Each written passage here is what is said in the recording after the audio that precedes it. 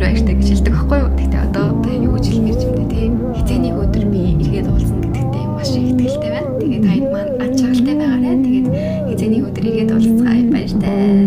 Эхлээд ингээ би сайн нэг юм бодоод үлээд байна хэлсэн шүү дээ тий. Одоо энэ комментуудыг манай ээж үзэж байгаа, уншиж байгаа гэж боддоо. Тэр амар хэцүү би тэрийг бодоод үлээдсэн байхгүй.